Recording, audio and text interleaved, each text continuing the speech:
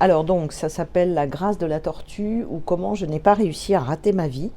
C'est un seul en scène, ça part de ma vie personnelle.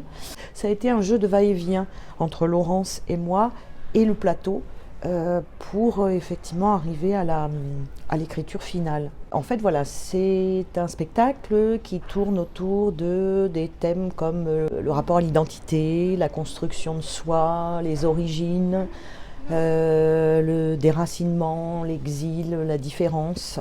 Et j'avais envie de travailler là-dessus parce que, en fait, je me suis aperçue au fur et à mesure de ma vie passée et en ayant un peu de recul que, voilà, moi, tout ça, je suis issue d'une famille juive séfarade, donc juive d'Afrique du Nord, qui est arrivée en France en 62. Moi, je n'étais pas née. Et donc, même si ma famille n'était pas une famille ultra pratiquante, ni très prosélyte par rapport à la religion, etc., j'ai quand même été élevée dans des traditions.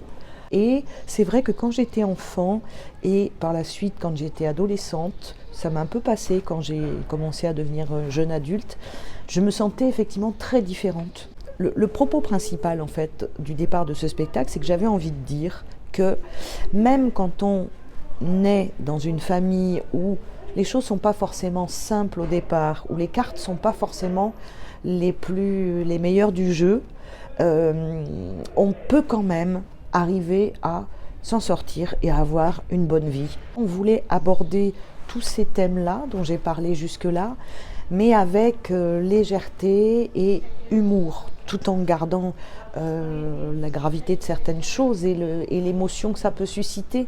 Effectivement, on a choisi le nez aussi de clown parce que moi, c'est un peu mon dada, c'est un peu mon cheval de bataille.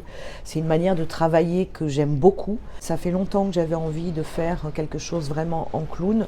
Je pense que aussi le nez de clown, il symbolise aussi cette différence. En revanche, oui, la mère, il n'était pas question de la faire en clown, ça c'était pas possible, quoi. Mais d'une manière transposée, c'est-à-dire que j'ai envie de dire ma mère elle-même était un personnage de théâtre, à elle toute seule, si je peux me permettre. Mais là, il est encore plus théâtralisé. Moi, je n'ai plus mes parents. Je sais que quand j'ai fait ce spectacle, ça a suscité beaucoup d'émotions, mais aussi beaucoup de tendresse, mais aussi beaucoup d'humour, parce que j'avais la sensation de convoquer mes parents, et notamment ma mère, de la convoquer à chaque répétition pour travailler, et surtout à chaque représentation. C'est-à-dire qu'à chaque représentation, elle est quelque part, un petit peu par là. J'ai toujours un moment de trac, et heureusement, parce que si je ne l'avais pas, j'en serais inquiète, le jour même des représentations. Mais en revanche, c'est quand je suis sur le plateau et que je démarre, c'est un grand bonheur. Je suis très attentive aux réactions du public, au rire, à l'écoute. Je ressens beaucoup l'écoute des spectateurs. Et puis j'ai aussi envie de leur faire un cadeau. Voilà.